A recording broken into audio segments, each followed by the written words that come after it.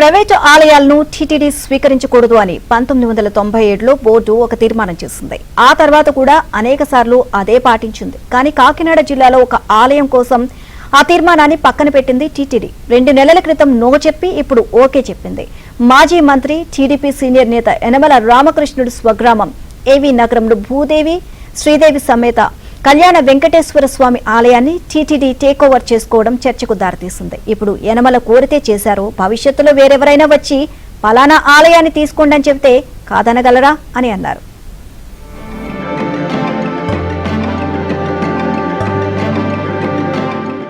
ప్రస్తుతం టీటీడీ 7 ప్రధాన ఆలయాలను నిర్వహిస్తోంది.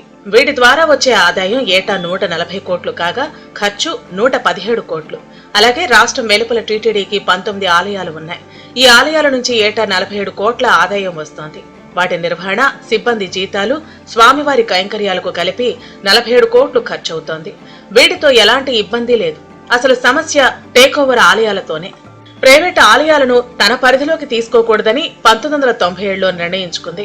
ఉమ్మడి ఏపీలో అప్పుడు సీఎంగా ఉన్న చంద్రబాబు టీటీడీ బోర్డు ద్వారా ఈ తీర్మానం చేయించారు.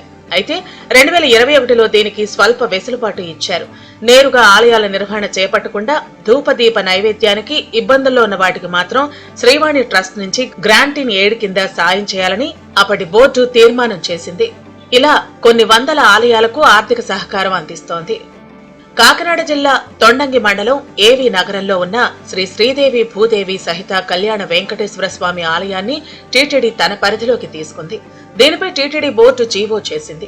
కొత్త సంవత్సరం తొలి రోజు గురువారం దేవాదాయ శాఖ ex officio secretary Hari Jawahar Lal ఈ ఏడాది విడుదల చేసిన తొలి జీవో ఇదే. మాజీ మంత్రి యనమల సిఫార్సులతో ప్రభుత్వం ఈ నిర్ణయం తీసుకుంటున్నట్లు ఉత్తర్వుల్లో పేర్కొన్నారు.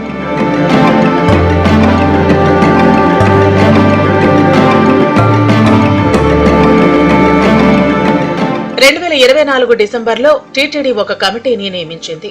ఈ కమిటీ ఏవీ నగరంలో ఆలయాన్ని సందర్శించి ఆలయ విస్తీర్ణం, సిబ్బంది, ఆదాయ వ్యయాలు, ఆస్తులు, ఇతర అంశాలన్నింటితో బోర్డుకు నివేదిక సమర్పించింది.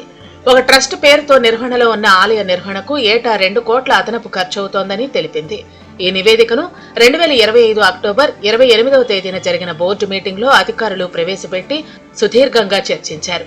ఇకపై కొత్తగా ప్రైవేటు ఆలయాలను స్వీకరించరాదంటూ గతంలో వేర్వేరు సందర్భాల్లో చేసిన తీర్మానాలను పొందుపరుస్తూ యనమల విజ్ఞప్తిని తోసిపుచ్చారు. కానీ టీటీడీ అప్పుడు నో చెప్పి ఇప్పుడు ఓకే చెప్పటం జిల్లాలో చర్చకు తెరలేపినట్టయింది.